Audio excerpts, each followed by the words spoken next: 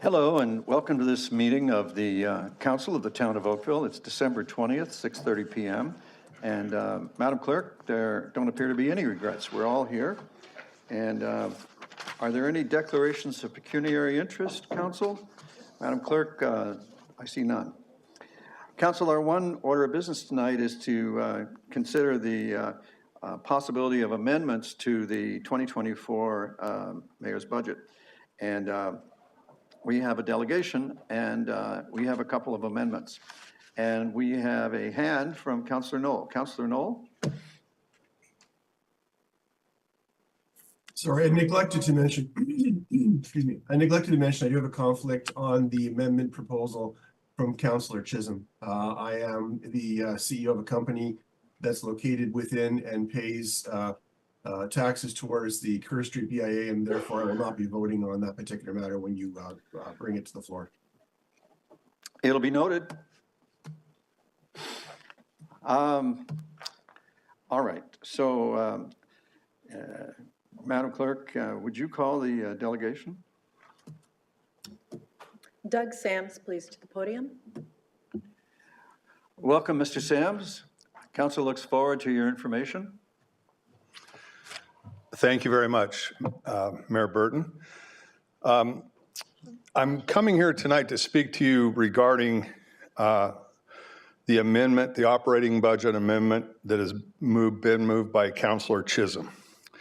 That the amendment be made to the 2024 operating budget to include a $10,000 allocation to each of the three BIAs, $30,000 total, to maintain the quality of delivering major events to support our businesses and to provide the residents of all of Oakville an opportunity to participate and to experience shopping in our retail business locations. Next slide, please. The economic impacts and benefits of events. Economic stimulation of the local area, bringing a cash injection from visitors. And when I say that, it includes residents, people from all areas of Oakville, people from the region, people from throughout Ontario, and in some cases that come here as tourists, while raising the profile of an area, all of Oakville, and local businesses. Bringing a community closer together for the benefit of all. Events enhance the whole community through visibility, vitality, and enhances the discovery and exploration of more than just the event in the community. I've had people tell me they've come in for different events in the three BIAs or to different shopping areas. We've had people come in for Kerrfest and camp at Bronte Park. They discover a whole new world up there. They've commented about the new hospital and the expansion out towards the 407. So these people are not just looking for the event, they're also looking what Oakville as a whole has to offer. And I think that's a real benefit to everybody, not just each BIA or one area. It fosters pride in the community, working together, and volunteerism. One of the things that our young people do, I had a great group of volunteers a couple months ago at our Kerrfest Kids. The best, we've had great volunteers as individuals, but maybe the best group we've ever had, and they did a fantastic job. So there's a lot of involvement by the local community in your events. We need help running them. We need volunteers to pull it off, and that has spread throughout the community. The benefits of exposure through social media, TV, newspaper, radio, and positive experiences. I mean, we've had a radio each year at Kerrfest. They usually come and do a remote from there. We do promote Oakville on the radio and through TV ads and through social media. Next slide, please. It can be stated that the best thing about being involved in with festivals and events is the opportunity to help build a community and foster a sense of pride within a community and engage a community. The event industry plays a crucial role in supporting the economy by creating jobs, attracting visitors, generating revenues for business, promoting destinations, and enriching communities. Promotion of free marketing and advertising for local business as the community and visitors talk about their fun experiences when they go home. If visitors post comments and photos about their experiences on Facebook or other social media, so much the better.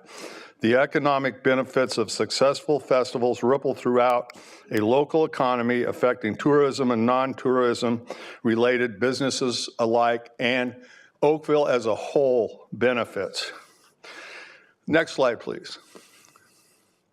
This is on the front page of Oakville News after we did our tree lighting and holiday market with Jim Cuddy as the premier act. And so when those kind of things happen, it just doesn't go all over Oakville, it goes all over the GTA usually. Next slide, please. One of the things, the impact, we've had large crowds for our events. We've had over 4,000 at Kerfest Kids. We had at our tree lighting in 2021, we had over 10,000 people, almost 11,000 attend over a day and a half. We won an award for that, by the way, for through OBIA for promotion and marketing of a large event. Many of the attendees visit our merchants, but also visit and explore throughout Oakville. We created employment opportunities for our merchants. There were 17 merchants at the last Kerfest that came down to the park, had to hire extra people. We have local musicians. All our musicians are from Canada. Performers, production staff, stage company, volunteer opportunities, our local food vendors and market vendors. Increased spending in our area, and one of the mandates of a BIA is to put feet on the streets, but we should also we bring people to Oakville. We increase awareness of not only our BIA, but the town of Oakville. We found that through our surveys that 80% of the people that attended our events said they would come back to our area. The event has always been advertised through several regions, Halton, Hamilton, Niagara, GTA, and as far west as London. So those are some of the benefits when you really look at the economic development standpoint of doing events, and it costs, in this day and age, it costs a few more dollars. And we think we have a great relationship with our community, a working relationship, as well as with the town. So thank you.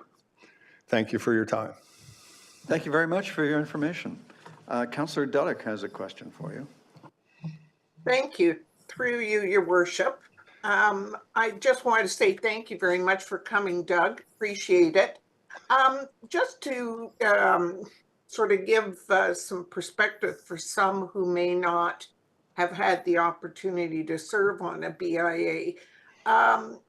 When we first started out, it was before your time, another ED, but there used to be a certain amount of road closures that were provided, certain things that the town provided in order to assist a BIA. Do they do that anymore? Through you, Mayor Burton, to answer your question, when we turn in our events application through the town events portal, and for example, we reserve Westwood Park, we do check a box for BIAs. There is, not for road closures so much, but for certain services, there is a bit of a discount for services, but okay, not for road closures or parking spots. Okay. But that was before my time, yeah. Yeah, I know. It's hard for somebody who hasn't been involved in events such as these to sort of understand the backroom expenses. And I know, for instance, with the Santa Claus parade, people are quite shocked when they see how much the police budget is for us to run an event like the Santa Claus parade.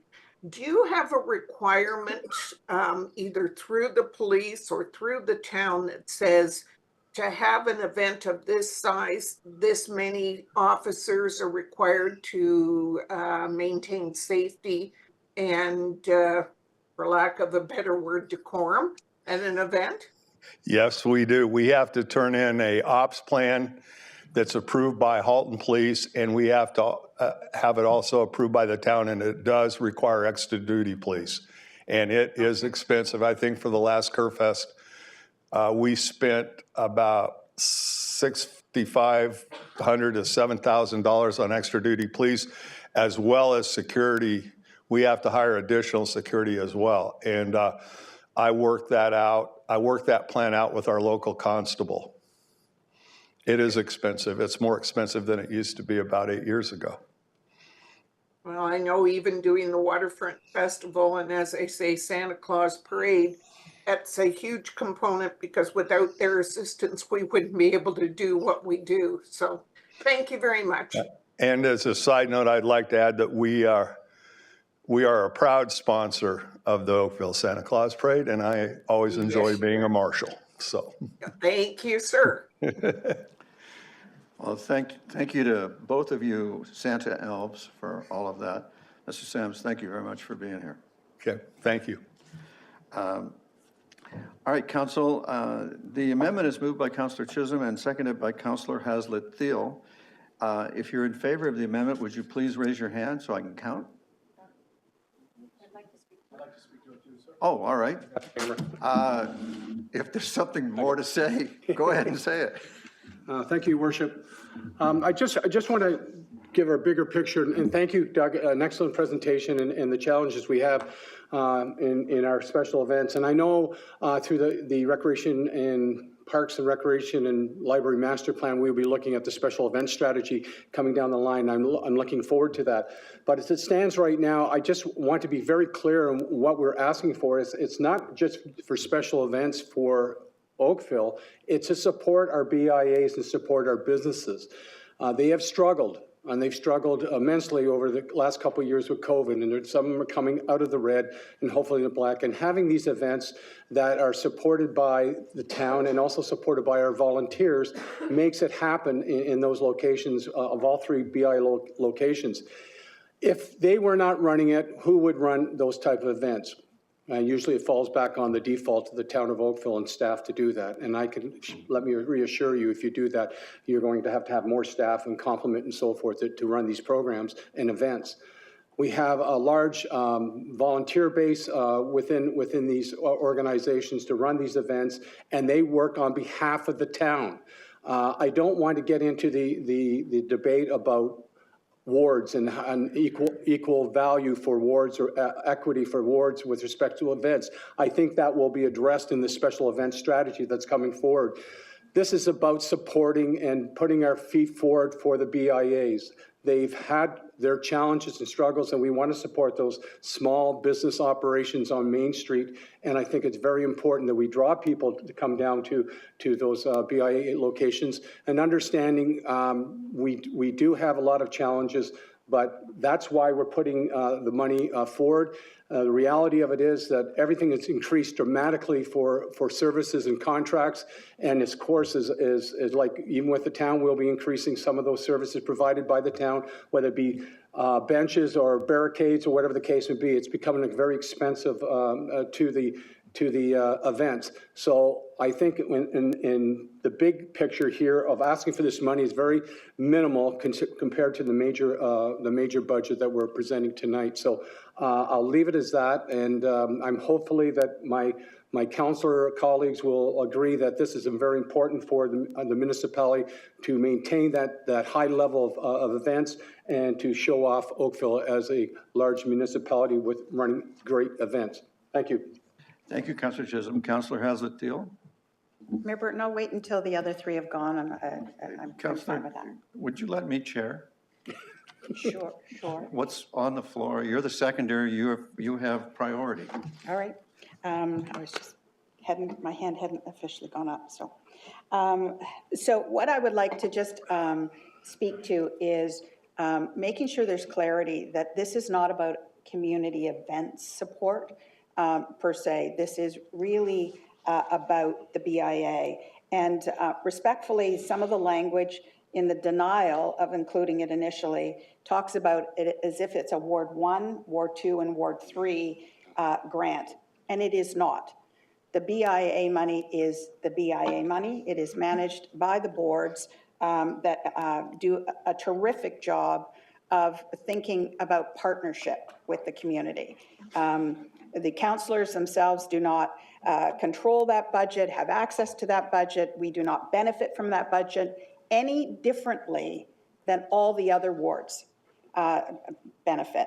And as an example, some of the data that we have just for downtown, more northern residents attend downtown than southern. I know that might surprise you, but we have we got the data to back it up. And so our investment in the commercial districts and supporting this small amount of additional investment in the BIAs really reinforces this as a partnership. And I believe that they contribute even greater than the dollars that we provide them. In fact, they put community at the heart of everything and every decision they make. There are things they do that are really, you know, you could say justifiably or not specific to driving a specific merchant's business, but they do it because collectively they want the vibrancy for Oakville. They want the brand to stand out as a premium brand that's a caring community, that's a belonging community. And so this is reflecting support for them to do that. And it is not about individual wards. It is really about, we have an opportunity to reinforce to the BIA merchants. We're appreciative of the partnership. We understand that times have been difficult for some, and that the cost increases are making it more and more difficult for them to offer some of the services they've been able to offer before. So I hope people will separate what they may see as a different need in the community and even for themselves, and focus on the BIA and the tremendous contribution they make to the vibrancy of Oakville. Thank you, Councillor. Next, Councillor O'Meara. Thank you, Your Worship, and just my apologies to yourself and to council for being late here. I don't know what happened. My internet just decided it was going to do a wonky one, so I do apologize for that. I want to just thank staff as well for helping me today walk through what is the effective tax rate that commercial businesses pay compared to what residential businesses pay. And right now, for $100,000 of assessed tax rate, commercial businesses will pay anywhere from $1,500 to $1,700 per 100,000. Residents pay about $750. So it's almost double what the commercial tax ratio is on assessed value. They do that, and that's before they have a BIA assessed levy on top of that. We are losing our Main Street businesses. They cannot afford the rents. They cannot afford the land value that is Oakville. And they certainly cannot afford every year when the town of Oakville says our rates and fees have to go up because those are the costs. And we understand that, and we all agree to that. And we say that's what the cost is.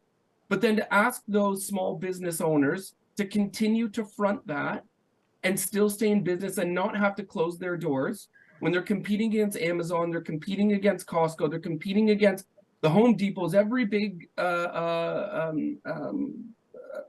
producer and seller and retail business out there. I think we're at a juncture right now as a council, either we support our small businesses or we don't, and that's what this is about. It is not about events in a park in various places that people want to have or do. We will get to that, and I am 100% beside supporting every and all more events across this town of Oakville. I think it's fundamental to who we are as a town. But what this is about tonight is about, do we try and assist these small businesses in keeping their doors open and staying afloat and doing what we can to bring attractions there, or do we not? And really, I think this discussion and this vote will be about that tonight. And I'm hoping my council colleagues will understand that, and I'm hoping that they will support that, just as I will support every community event that we want to have going forward, because I am all in on community events, absolutely. But this is about small business right now and supporting them. And again, that's all I wanted to say. Thank you, Your Worship. Thank you very much, Councillor. Councillor Shi. Thank you, Mr. Mayor. Thank you again for my colleagues about the speech. So yes, I support for the BIA for sure and support our small business as well. So I'm here today to propose an amendment to allocate 10,000 for support community event in each ward. Councillor, your amendment will be up in a moment, but normally what we do is we do one thing at a time. Okay, so I can do later. Yes, you can. You'll be next. Okay. Councillor Dudek again, or did you just leave your hand up? No, I did want to speak. Thank you very much. I'm really glad that the previous speakers really clearly delineated between community events and business improvement areas and their events. And thank you, Sean, for raising the taxation issue, because I don't think the average person realizes the disparity in terms of the tax rate for a business. And then on top of that, a BIA tax, and it is a tax. And I find it kind of interesting, you know, when I served on the 150th anniversary for the town of Oakville, we tried to offer events in the various wards so that everybody felt a part of it. And we were blown away by the fact that several of the wards said, no, thank you. We don't want a special event up here. We want to be downtown because downtown Oakville is our Oakville. And they felt just as much a part of it as anybody else. So sometimes we have to leave the geographic issue until there is another BIA that we will all support. And to me, this is no different than what we did with the parking when coming out of the pandemic. And we offered people an opportunity to purchase for the first little while. I don't believe we really gave them a fee per se, and then we went a little farther, but it was to get the pedestrian foot traffic back on the street fronts. And so providing an opportunity, whether it was closing a portion of Marine Drive for Brawny, or it was having parking stalls that created tables for some of the other businesses, the town's done a very good job in that regard. And I think we're very short-sighted if we, for the small amount of 10,000, and as I mentioned earlier, having done the events, whether it was Waterfront or Santa Claus Parade, the costs are unbelievable. And they're things that you have no control over. If you want to run that event, you have to have those costs built in. So highly supportive of it. Thank you. Thank you, Councillor Dudek. You know, Council, one of my jobs, I'm going to come to Councillor Shinna in just a second. One of my jobs is to try to listen to everybody and keep track. You're up to 9 or 10 people who've already declared your support for it. The amendment's passing. So you can keep selling if you want, but your victory is there to be harvested. And I'll just repeat, I've already promised that I'm not vetoing anything council will pass. Councillor Shinna. Thank you, Your Worship. Can I just get a reminder of what was the 2023 budget for each of the BIAs and what is the 2024 from staff? Could staff provide that information? I don't think we've seen the 2024 budgets from all of the BIAs yet. Jonathan? Through you, Mayor Burton. So just to clarify the question is on the BIA's total budget for like each individual BIA? Yes. So we haven't seen the 2024 ones yet. I think they actually just submitted them to us this past week. We have to put them through the process yet. But ballpark, I believe that downtown is just over $1 million and Bronte and Kerr are around 400,000 each. I'm looking at Doug to make sure I've got Kerr's right. 430, there we go. 400,000, 300,000-ish for those two, Bronte and Kerr. So right now we're already at almost 2 million for the 3 BIAs. So we're saying that these budgets plus the 10,000 that we're looking right now, is that? Counselor, I'll Okay, chair if I'm you don't happy for mind. someone to explain that. I'm going to explain it.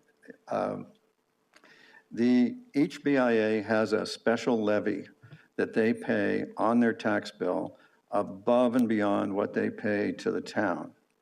And that money goes to the BIA. So the BIA members pay a tax on their valuation that goes to the BIAs. And since about 2014, we've been giving $10,000 a year to each of them. And this started because members of council pointed out that there'd been some erosion in the buying power of $10,000 since 2014 because of the period of high inflation that we went through. So when this passes, we'll be donating from the general revenue $20,000 to each BIA.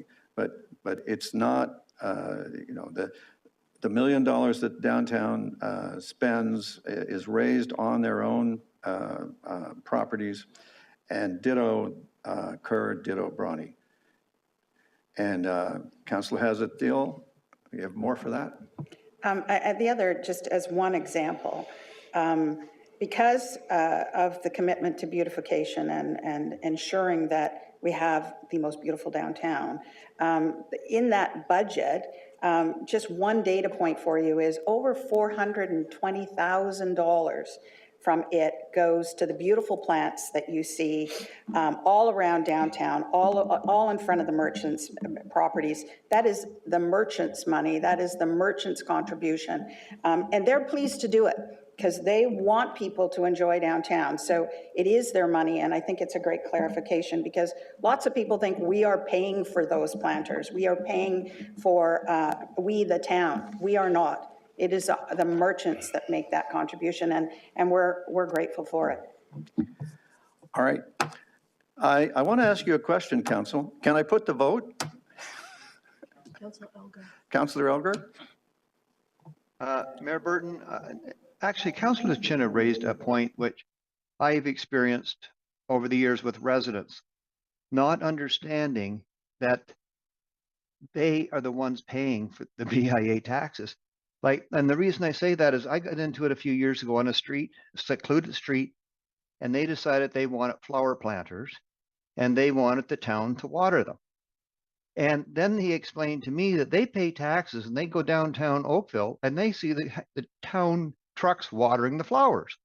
And it's like we need an education process too on this. So I'm glad she brought it up because it tells that if nobody's aware of what really goes on at the town where we're doing everything for them, then we're not doing a good job. So I'm glad she brought it up, and I'm pleased that we're going to pass this tonight because 10,000 isn't that much. So thank you very much. All right, I'm going to try one more time to put the vote. Does anyone object to the motion by Councillor Chisholm and Councillor Hazard-Thiel? I see one objection, and two objections. It's very close, gents, but it passes. Thank you. We have another amendment, a surprise or a walk-on, and this amendment is moved by Councillor Shi and seconded by Councillor Adams, and it reads, I believe it's been emailed to you, that $10,000 in funding be made available to support community events in each of wards 4, 5, 6, and 7 for a total of $40,000. And would the mover and seconder like to speak to their motion?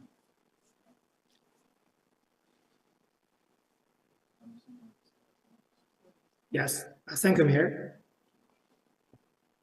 Can you hear me? Sorry. Councillor Shi, you have the floor and we can hear you. Oh, sorry. Yeah, so I'm proposed this amendment to allocate 10,000 for the each ward. We don't have the BIA, so giving the numbers that planned significant events for the coming year, and the growing demand for resident support event for the residents as well. It is very important to enhance our budget to such initiative. So as we, I know, so as we are awaiting the strategy plan for this special event for the community. Bridging the financial gap is essential to ensure their success execution. Thank you. Thank you, Councillor. Councillor Adams, you're the seconder. You have priority to speak next. Thanks very much. I think that sums it up quite well. There's a number of events that have been budding across North Oakville, and they require equal levels of support. I know that some of the things that have stopped us from being able to continue some of the programs that we've had in the past have been things like town fees associated with running events, associated with getting access to parks, getting access to the materials and support needed to run those events, and it's been a showstopper for us in the past. And I know that the other wards who I've talked with about the fairs that they've run have faced equal issues. And so this kind of support, I think, would be very helpful in the interim while we wait for the longer range plan to come forward. Thank you. Next, Councillor Dudek, then Councillor Nanda, Councillor Giddings, and Councillor O'Meara. Councillor Dudek. Thank you. Thank you. Through you, Your Worship. Once again, I think we're confusing the two items. Basically, you're saying that wards 1, 2, and 3 are not entitled to community events because we're not part of the BIA. Okay, we're not responsible for those events. That's the BIA. So to lump them all, or to have 3, 4 wards north of the QE saying that in order to run an event as a councillor, you need that money. Then the ones in the south don't get any money to run a community event, because this is not a community event. Yes, the community gets access to it, but it's run with the BIAs. And as pointed out earlier, we have no control over that. That's totally separate than the BIA. So if we're going to try to finally breach some sort of understanding that we don't have north versus south, east versus west, that we are one town and one collective town, then wards 1, 2, and 3 should get 10,000 as well for their community events. Sorry, I can't support that. I think we've missed the boat here in terms of what special events are different than a BIA event. And I have been hopeful that through the special event strategy, similar to what we've seen with the small amount of money we're now giving some of our neighborhoods, there are all kinds of things. West River does unbelievable amount of things, as does West Harbor. And we would love to be able to say, here's $10,000. You can put it towards that event and do something really well. But it's not us as a councillor who's running that event for the BIA. So I can't support it. Thank you, Councillor Dudek. Councillor Nanda. Thank you, through you, Mayor Burton. I think what we're looking at is, and Councillor Dudek said it, I'm supportive of everybody getting 10,000 each. I think what we're looking at in our perspective, at least for Ward 7, and I think everyone can agree, we've done a number of events this year. We were looking to see how we're able to do more.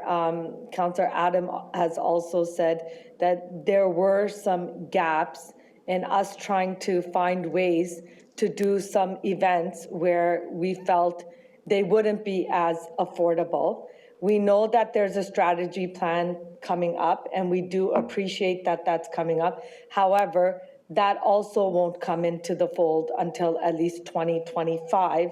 And just with a lot more interest alone in some of our wards where residents want us to do bigger events, there have been higher costs associated with that. We're looking at something that can bridge the gap for now, before the strategy plan comes in, as opposed to putting something in our allocation that would come every year. So we're also looking for support. We understand that we don't have a BIA. We don't know how long it'll take the north side to have a BIA that's at the level of the south side, but we have a large interest in having a lot of community events where our residents do want to come to those events in the north side. So I look at it as something separate. I do agree, and the reason I voted for the BIA is we do see what they do downtown. We do appreciate what they are doing downtown, but we do feel now that we are taking it upon ourselves of doing something that a BIA could eventually do in the future, but it's coming to us now at this time. So we do understand, and just a question for maybe CAO Closey, do we know when we would probably get a strat plan in for community events or a report in for community events? Through you, Mayor Burton. As I understand the special events strategy is being worked on next year, or 24, and so would be by the end of the year, I believe, or first thing in 25. I think we would need to consider the budget implications, and if we could do it in time for the 25 budget, I think we'd need to look at that strategy a little bit more to see if that could actually happen. But if I can just confirm with Commissioner Bell, that it is the end, yes. Okay, so I think that does go back to our point. We're not even looking at having anything done till maybe 2025 or 2026 to have a whole plan put together. So I know from our perspective, it would be greatly appreciated and helpful if we could also have some of this funding to bridge that gap and for us to be able to do some bigger events in the north as well. Thank you. Thanks, Councillor Nanda. Councillor Giddings. Thank you, Mr. Mayor. I appreciate the motion. The Ward 3, we have 5 very active RAs, and I don't know whether $10,000 would be enough. I am concerned as to why Wards 1, 2, and 3 are left out of this, as detailed by Councillor Dudek. My preference would be to wait to have a fulsome discussion. I don't know whether $10,000 will be enough, but I think that'll come out through the plan that's going to be coming later next year. So I cannot support this motion. Thanks, Councillor. Councillor O'Meara. Then I think we're going to get through every member of council here. Councillor O'Meara. Thank you, Worship. I just have a couple of questions for the mover and seconder here. So who decides who gets the money in a community event and who administers it? And what sort of auditing process will there be for how it's spent? And what sort of financial controls? And what are the logistics to how the community events and the money spent within the community events? Councillor Nanda, that question's for you. Or Councillor Shi, I'm sorry, Councillor Shi.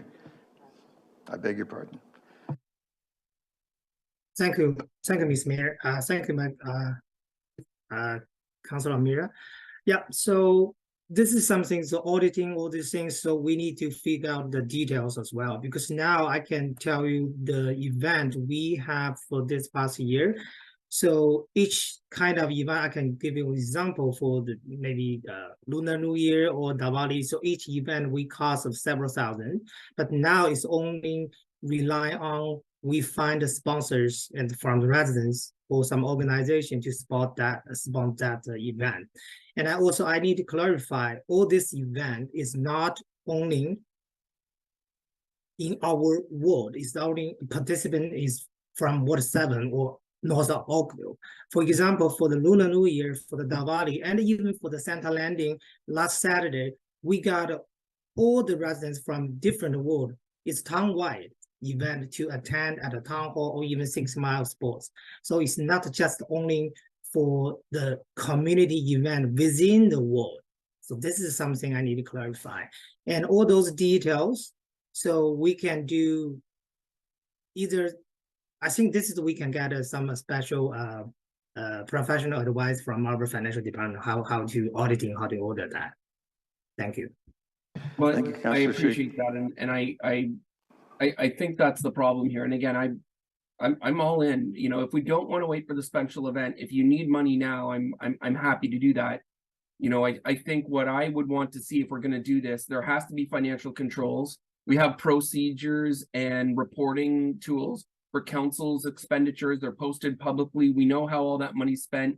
I don't know if we approve this tonight. I have no clue how we report on this, or who gets what money, or who talks to which councillor and decides to get an event and gets money. I mean, all of that needs to be ironed out before we do this, and that will come with the event strategy. But I would hate to see any councillor go and do something out of the goodness of their heart and money get misspent and money get overspent and things happen, and we didn't have the right procedures in place in order to protect the community, the public dollars, and the councillors in place. So thank you for that. Thank you, Councillor O'Meara. I'll put you down as all in, but not yet. Councillor Knoll, your turn. Thank you, Worship, and thank you to my colleagues, Ward 7, Councillor Shi, who put this forward. I do support the motion, but I would like to make an amendment to the motion that that the allocation be made to all wards. I've listened carefully to what Councillor Duddick said, and ironically, Councillor Duddick is split. She's a northern councillor and a southern councillor, so it was interesting to hear her perspective on this thing. You know what? I don't think anybody would argue that the more events, the better. Community events bring great value to quality of life in our town. I know that in Ward 5, we have over the years had a multitude of events. We have one of the longest running, if not the longest running event in Oakville right now, the Oak Park Fall Fair, which has been going on for 27 years. We do an annual candidate pancake breakfast, and we certainly see a lot of things happening in Ward 7. So I think that more events, the better. I think $10,000 is a small, contribution to pay big dividends for quality of life. I'm very excited by the special event strategy that Commissioner Bell's department's working on. But I must say that providing funding for communities to hold their own events, whether councillors help hold them themselves, like we do in Ward 5, and I know that happens in other wards as well, are much different than events that are sponsored or that are operated by staff. Those are much more expensive events because there's a lot more staffing involvement. It's $10,000 contribution to locally run, volunteer-driven community events will pay 10 times the value to the community and to the quality of the event, frankly. Not that staff can't do a great event, but there's a big cost that comes with them. And so sometimes those events can't be actually operated because that huge expense nut that exists. Excuse me, I'm kind of losing my voice. Unfortunately, I have a really bad head cold. Sometimes those events can't be justified because of their high cost, because of the overhead, whereas the $10,000 spent at the local community can do so much more. In terms of the accountability question I heard earlier, right now, I know in my case, when I hold an event and some of my fund goes into it from our global council budget, it is accounted for through that process. And so the accountability exists there. I would strongly suggest instead of creating a new regiment for that, simply run it through the same process and run it through the councillor's budgeting process, because that already exists. And so there'd be no necessity to create a whole new tracking system because there's already one there. I think those are all the points I wanted to make. Yeah, so I want to make that amendment to the motion. I hope that councillors will understand that. And by the way, I do support. And I couldn't comment on the BIA conversation because I'm a member of the BIA. So I really want to jump in a few times when things are being said, but I can't. But I do want to say this, that I agree 100% with my Southern colleagues here. BIA events are not councillor specific events. And I have to agree that many of the Ward 5 residents very much appreciate and value the tree lighting, the Kerr Village extravaganzas that happen, the Kennedy in Wards 1 in Bronte. So I don't think this should be a North versus South thing, and we have to break down those barriers And by approving this without the southern wards is simply just putting a great big wedge down the middle of our community. And I don't think that serves any of our interests or those of our residents. Councillor, or Council, would everybody take their hand down, please? The next order for the moment, you can put them back up in a second, but right now, the only thing on the floor is Councillor Knoll's amendment, and he needs a second for it to stay on the floor. Councillor Dudek seconds it. Thank you. Hands up for those who want to speak for and against. Councillor Elgar. Thank you. Through you, Mayor Burton. I will support Councillor Knoll's motion. I would have done the same thing. If it's going to go to the northern wards, it should go to the other 3 wards to the south. I guess my concern with this whole thing is that the Councillor, residents. you should speak only to the amendment, right? Oh, okay. I'm sorry. Okay, I will speak only to amendment. I'll come back when the whole thing comes to us. I will support Councillor Knoll's motion. I think it's a very fair thing. If this is going to go through, then everybody is treated equal. We don't have the haves and the have-nots. And I'll speak on the full motion when it comes back. Thank you. Perfect. Thank you, Councillor. Councillor Longo. Thank you, Your Worship. I just wanted to say that I support all wards receiving the 10,000 versus just the north. As Councillor Dudek mentioned, it's one Oakville, and I think it's just fair if we're going to do this that each of the wards receives it. And I apologize for my voice because I have a head cold as well.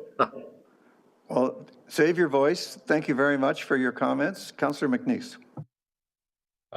Thank you, Your Worship. I too will support Councillor Knoll's amendment. Ward 1 is also branches into the north in Palermo and Bronny Creek, and they're eager to get that sense of community and organization and events together as well. And I also like, as Councillor O'Meara brought up, and I believe Councillor Knoll acknowledged, I would agree that the mechanism to do that is through the already established councillor budget, which allows for sponsorships. And let's not overly complicate it. That seems to work quite well. And I don't know if that needs to be in Councillor Knoll's amendment, or that staff just kind of knows the preference of council to not create a new mechanism, but just go with what's already working, and agree with Councillor O'Meara that there's disclosures and processes that are already in place and seem to be working well. Thank you. Thank you, Councillor McNeese. I agree with you for what that's worth. Councillor Grant, you're next. Thank you. I support the motion. I'd just be interested in hearing from staff as to how much this extra $70,000 tacked on would add to our tax burden. Thank you for the question. Mr. Van der Heijden, would this take us to 439 or where? Through you, Mayor Burton. So if we were to add 10,000 per ward, so 70,000 total on top of the 30,000 that was just approved, it would bring the overall to 4.40%. Well, Councillor Grant, thank you for the question. You got a round number for an answer. Can I put the vote on the amendment? Councillor Chisholm, no? Then I can't put the vote on the amendment. But do you want to speak to the amendment? The amendment, yes, I'm sorry. Yes, the amendment. You have the floor to speak about the amendment. Just for clarification, through you, Your Worship, to Councillor Knoll, if this is approved and the money goes, are you saying putting the dollar value into the councillor's budget to distribute those funds in our ward? Was I hearing that correctly? Yes, you heard that correctly. Okay. I would have great concern of that going through councillors' budgets without any, I guess, rigid guidelines in what it can be used for and what it can't be used for. I would ask or request that if we're going to approve this, that this goes back to staff. They do have checks and balances in place with respect to grants and funds and associated processes to make this happen. I'm not very comfortable with having that flexibility within my budget to do that, and to receive criticism if I was doing something that might not be considered kosher. Well, Councillor Chisholm, I think you're making a great point, but there's a different reason that I would cite for why it's a good point. Each councillor has a budget, and you're separate from each other. And the 10,000 is dedicated to the ward. So if you wanted to make it 5 and 5, you start getting away from the event purpose. Why don't we take as a staff, as a direction to staff, that they set this up as an event budget, but it's subject to the same reporting rules that your expense accounts are. And then I think everybody's concerns might be satisfied. That works, Your Worship. Now, Councillor O'Meara, to the amendment. Yeah, thank you, Your Worship. I mean, if that's a part of the amendment, again, you know, there's a lot of times, I don't know about everybody on council here, but I don't really have the ability to write a check for $2,000 sometimes and then wait till the end of the month until I submit my reimbursement form and get that money back from, I mean, I don't know how we're working this, and it seems like we're making up a financial plan on the fly.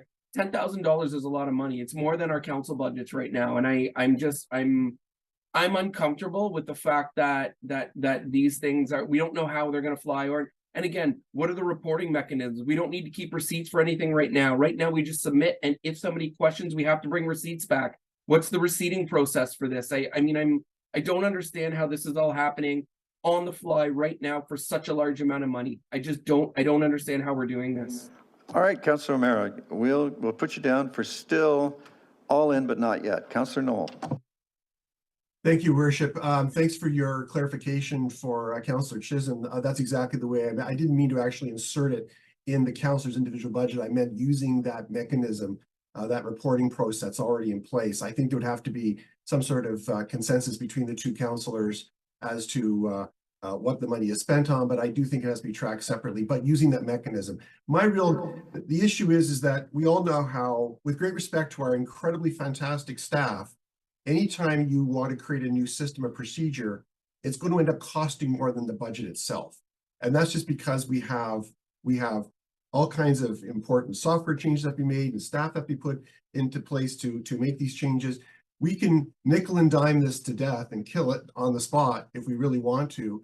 I'd rather approve the allocation with the goodwill it's intended on both cases. I know this is only speaking to the amendment, but both cases, it's all about. But Councillor, I'm sorry to interrupt you, but all that's on the floor is your amendment. Yeah, I'll still get back to it. So again, the issue is not to add it to the councillor's budget so it can be spent on anything else. It's strictly to be added to the budget and attract the way the budget is managed now, just on a separate, I imagine on a separate line. Leave it to the staff to figure out. They're super smart, and we don't need to get bogged down in minutia. We are rowers, not steers, or we're steers, not rowers. Let them do the rowing, let us do the steering. So, Councillor Knoll, that'll be in order when we get to the main motion. Councillor Chisholm, again. My apologies, Your Worship, but maybe a consideration that can be undertaken is look at, we could also, if the money is approved, it could probably go through the department's community activation budget, because there is a process already in place. So it's something for consideration. Let's leave it to staff to set up a control. That's what they're here for. I believe that it's time to call the vote on this amendment. Is there any objection to Councillor Knoll's amendment to extend the 10,000 to every ward? Madam Clerk, there's no objection, and that carries. And now, Council, I would like to put the vote on the main motion. Councillor Elgar and Councillor Hazardeel, what would you like to do? Mayor Burton, on the main motion, I really feel right now people in Oakville, a lot of people are having a tough time. I do feel if this hits the newspapers, and it will, that the residents are going to see as nothing more than councillor self-promotion. And that's not what we as councillors want. And that worries me a lot. So, I just feel, I know 10,000 for the BIAs was one thing. I do feel that staff could be more involved with things that are done, whether they're in wards or wherever throughout Oakville. They're much better at it. And then we wouldn't be seen as the people trying to push our own names out there. That's what I am concerned about. So I'm not, at this point, I'm going to wait for others, but I'm concerned about myself accepting it, because I think with what I hear in different parts of Oakville of people struggling, and here we are with trying to promote things, and it's good what we're doing, but not sure it's the right time. Thank you. Counselor, I'll put you down for no. Counselor Haslett-Thiel? Well, this has certainly been an interesting discussion. So my question is actually for Commissioner Bell, because we have a community grant activation program. I think it just actually officially got announced today. And my recollection is that all we put into that was $35,000. Through you, Mr. Chair, that is correct. So the spirit of that was to enable local residents, groups to have some small amounts of funds to build community, build something for their neighborhood, and you had a framework around it. Yes, we do. Okay, so I understand and have heard tonight, so I just want to make sure I've got it, that the special event strategy will not be ready until most likely the end of 2024. That would be correct. And then we have to look at the implementation plan and what the financial impacts would be. So we're really looking at 2025. Okay. So, and we don't know what kind of response we're going to get on this $35,000 for the community activation. Okay. So my struggle with this is similar to some that have spoken, which is I really do appreciate that the neighborhood events are powerful.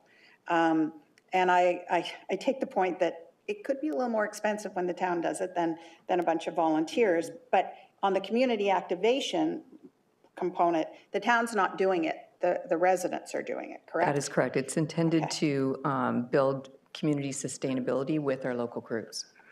So, I mean, I lean to, if we were going to put $70,000+ out, I'd rather find a way to incorporate it into a community activation grant, which enables us to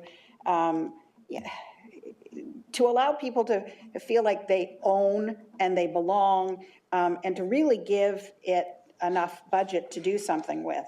And it's not that I don't support councillors having opportunities to host events. Listen, Ward 7 has done an outstanding job of offering events and finding sponsors and doing that. But I think I lean to the community activation grant deserves more funding. And if we were going to do anything, I would move an amendment tonight that said put the money towards the community activation grant. That takes out the sense that a councillor is perhaps being self-promoting. It puts it in the hands of the community who we want to enrich and make them feel like they belong, and are accountable for running a great event. So you can put me down as no. Thank you, Councillor. Commissioner Bell, before you leave, is the $35,000 for community activation enveloped by ward, or is it a general number, first come, first serve, and no thought to even distribution around the town? So through you, Mr. Chair, we would it's generally an envelope because we're not sure where all of the requests are going to come from, but certainly we do look at geographic distribution from an equity standpoint. So 35 divided by 7 would be 5,000 per ward, but you're not running a 5,000 per ward. Correct. Community activation grant. Thank you. Councillor O'Meara? Thank you, Your Worship. And I'm just, our staff does such great work with events, from the Children's Festival to, Santa Claus, a bunch of things that go on, and, some are run by the town and some are not. I'm just worried that this becomes, that we're presupposing what staff are going to do. I'm wondering if there's a way that we might make this just a one-time bridge until the staff complete their event strategy. And then we get there, and then in 2025, when with funding and staff will come back with a plan and work with councillors, that we can all agree on town doing what they do best. Because I would be happy with that, and like my councillors who have moved this, I'm happy to bridge and to support whatever they need in the interim, because I think it's so vital and important.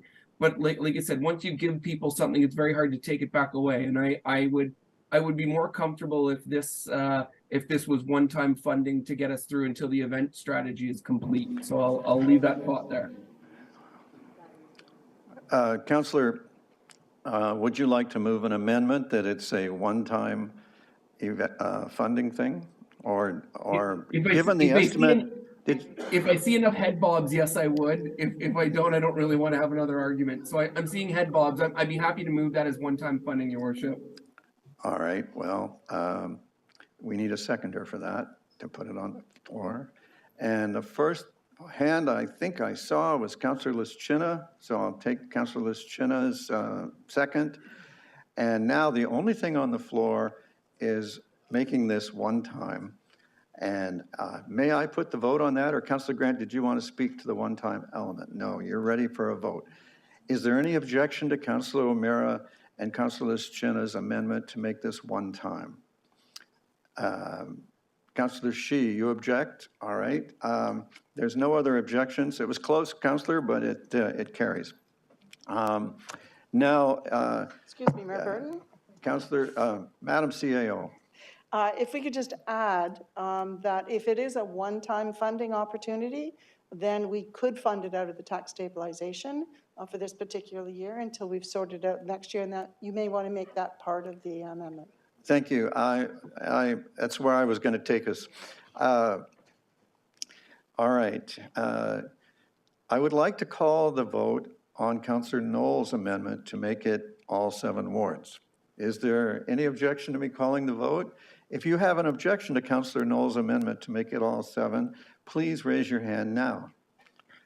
Madam Clerk, there's no objection. Councillor Knoll's amendment carries. And now the main motion. May I put the vote on the main motion? I would like to suggest that one of you, or 2 of you, or rather, afford us an amendment to say to be funded from the stabilization fund in respect of the fact that it's a one-time thing. Councillor Dudek was first, Councillor Nanda was second. Any objection to that amendment? That carries. Are we all keeping track of our amendments here? The main motion now is $10,000 per ward, one time, out of the stabilization fund, and the mechanism and reporting will be devised by staff to protect everybody's good names and reputations. May I put the vote? Any objection to that? Madam Clerk, there's no objection. That carries. And that means I will now ask if there's any more amendments. No more amendments? Oh, I don't see. Councillor, well, Councillor Hazateel, I see your hand up. Do you have an amendment? I have a question before I would put an amendment forward. I can't hear you. I have a question before I would put an amendment forward. I just want clarification on one point. Ask your question. We had the opportunity to hear the idea plan the other night, and I asked some clarification questions around budget and staffing to support the plan. And I want to just check that as the idea plan gets finalized, after further public input, is there an opportunity to add or support additional dollars for training or resources? And would that be through the tax stabilization if that came forward and was approved by council? All right. Madam CAO, would you be so good as to take this question? Through you, Mayor Burton. The plan is not yet finalized, so we wouldn't be looking at assigning any budget dollars until we actually know what the plan consists of. So that would come at a later date. We can, as part of that plan, look at what are the pieces of implementation that we might want to consider through 24. But our intent was to pull that together with the plan, look at the whole implementation plan, and put forward a budget request for 2025. If there's something we need to kickstart and can use some available funding that we already have or staff time that we have to do that, we'll certainly look to doing that so that we can get it kickstarted in 24. So I'm not expecting any budget implications for 24 on that, but we'll look for every opportunity to be able to kickstart as much as we can. So given some of the opportunities that the report identified, could you provide council with the assurance that you'd come back to identify what you could kickstart, perhaps by Q2 or Q3, and if having resources would enable you to close that gap sooner, could you commit to coming back and making a report on that? We will be coming back in any event with reporting to you on the plan itself, so we can certainly look at that as part of the plan.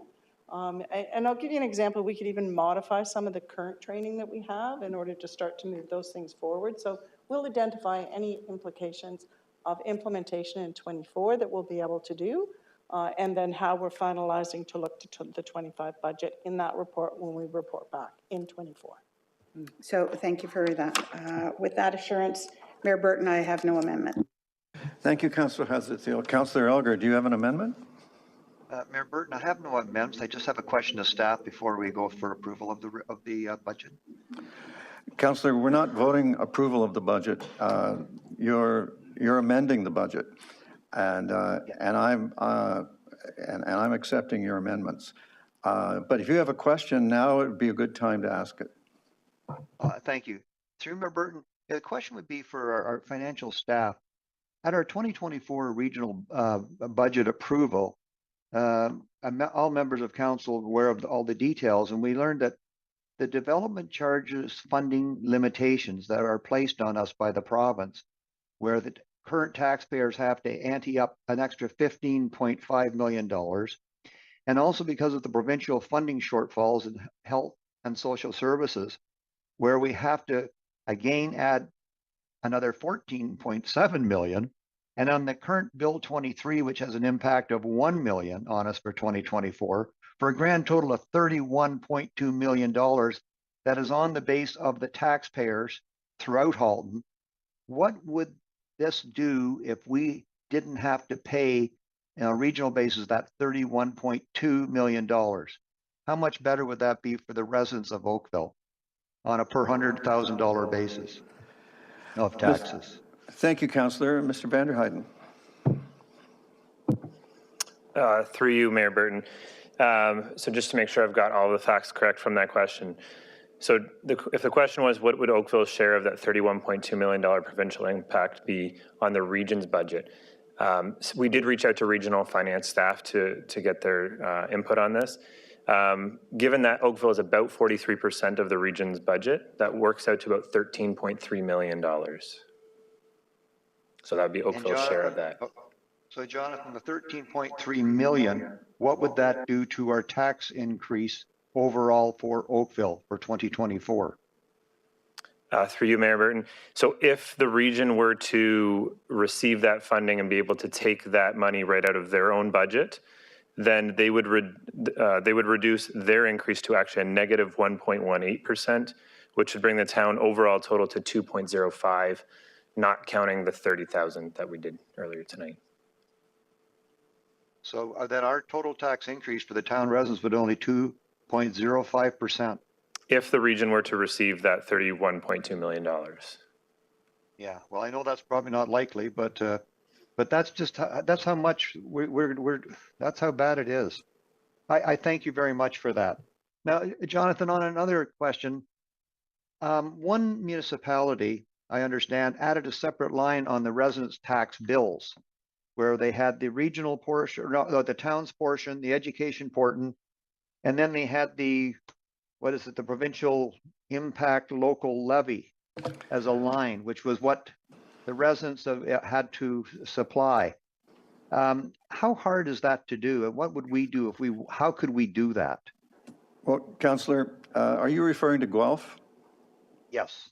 So the PILL line was in the mayor's budget statement, not on the tax bill. The tax bill hasn't even been issued yet. So that was in his budget statement. In his budget, he called it provincial housing and welfare. I forget, but it was much more specific. The PILL was just in his, let's call it, political description of his budget. And as for putting something on the tax bill, over to you, Mr. Van der Heijden. Through you, Mayor Burton. So in order to put a specific line on a tax bill, there is tax legislation that governs what we put on a tax bill. It has to be something that's specifically levied for. It can't just be a portion of the budget because we felt like it or something like that. It has to be very specific. If council were to ask us to consider something like that, I would suggest that we take a report back to council as to how best to do that to make sure we've got the legislation, we follow the legislative requirements on that. So is that possible sometime during the year 2024 to come back with a report like that, to see how, like, not to do it, but to see how difficult it would be to do? Councillor, why don't we do it the simple way and put an insert in the tax bill that we send? I like that too. I'm fine. That's good. All Perfect. right. Thank you. I'm here to make you happy. Thank you. Councillor Giddings, how can we make you happy? Thank you, Mr. Mayor. Jonathan, Councillor Elgar was talking about the regional effect of some of the provincial changes.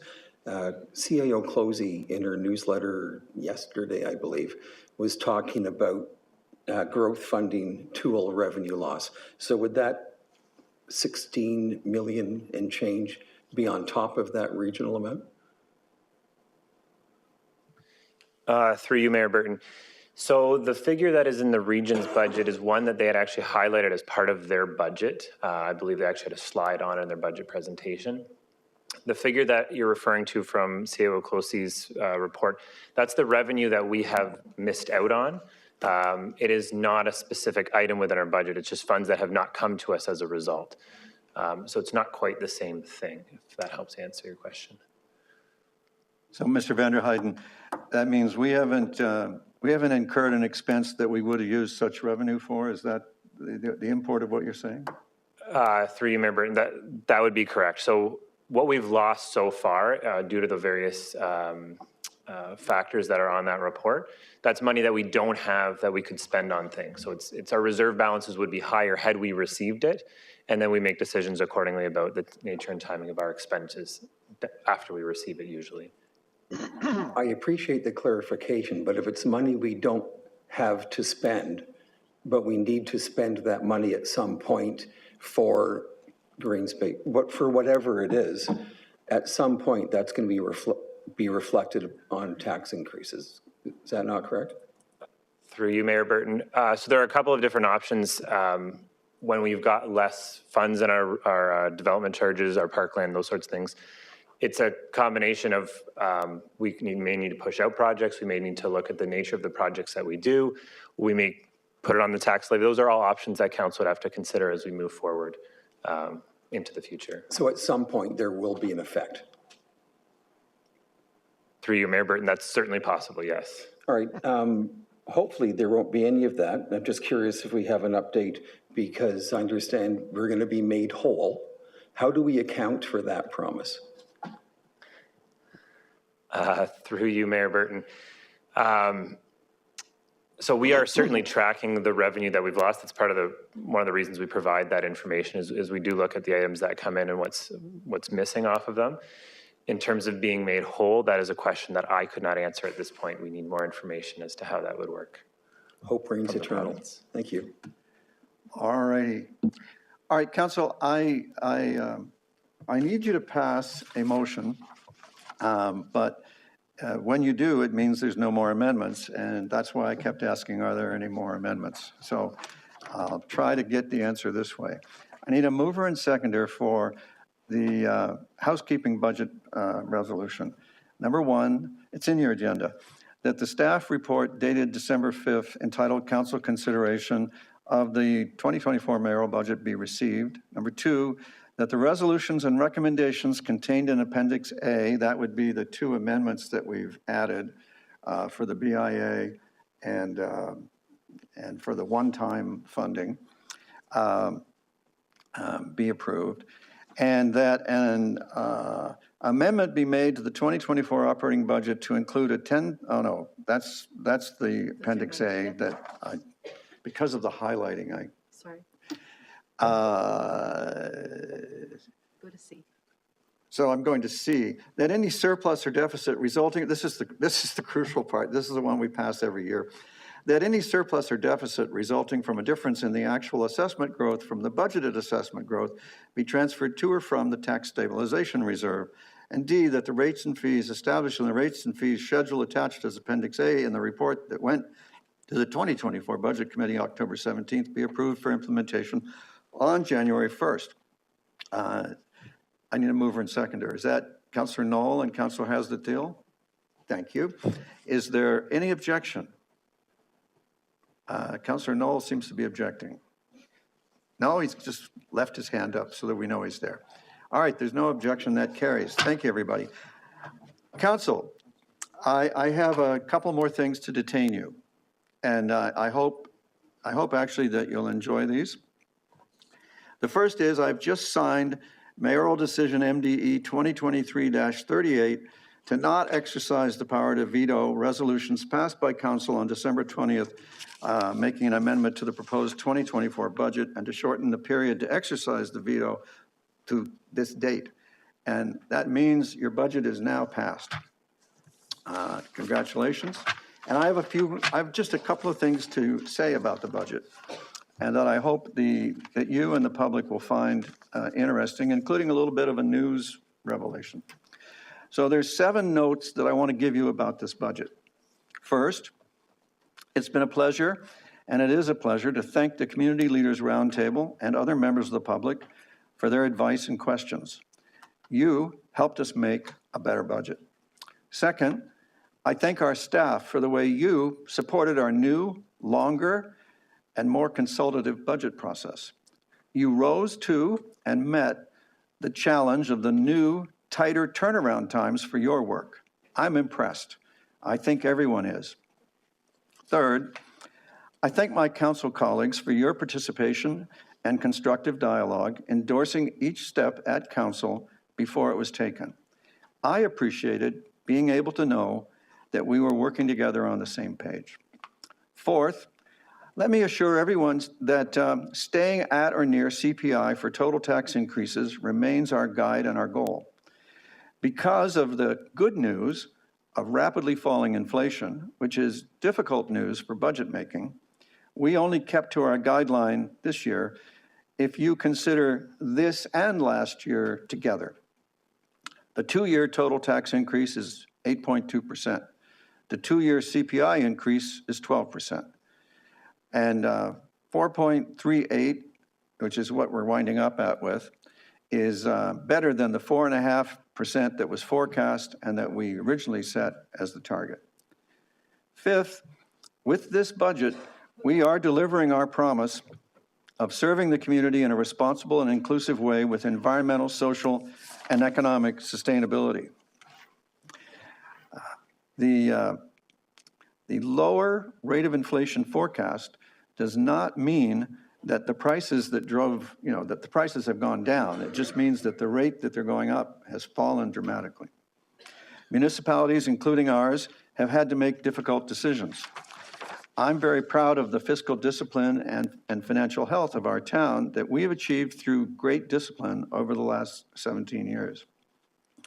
As a result, we've not had to impose drastic tax increases like many other communities have just done, or cuts to services and programs, as some other cities have now done.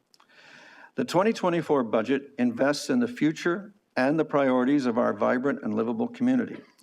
Budget 2024 will add new parks, new green space, new trails, and renew existing parks. It funds the acquisition of land for future park development and for a future Trafalgar Corridor North Library.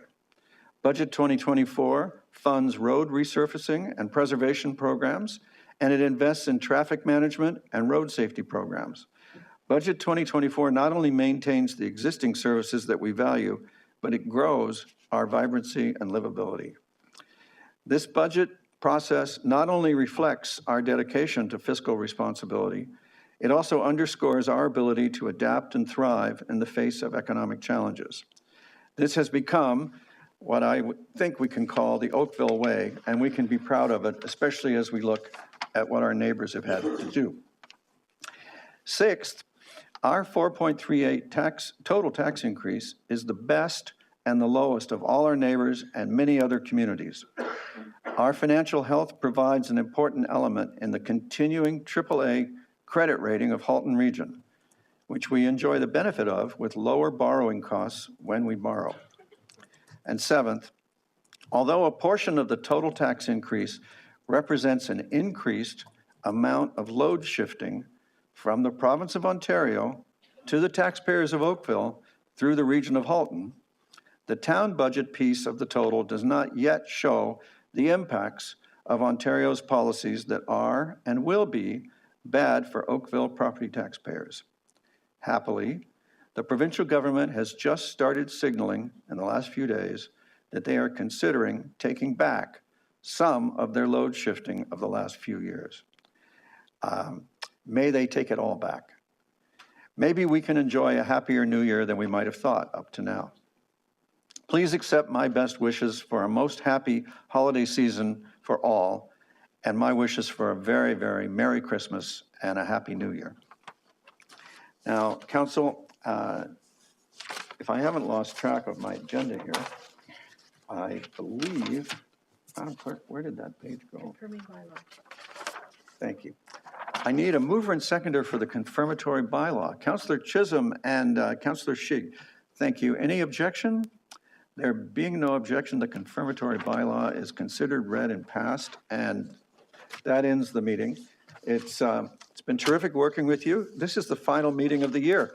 And if you look back on this year, I think you'll find that we were busier. I think we were busier than any year in my 17 years on council.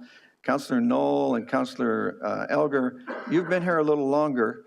You may remember a busier year, but I don't. So thanks, everybody. First couple we were Have there, a great... something called OK 198. Well, that is way before me. All right. Thanks very much, everybody. The meeting is ended.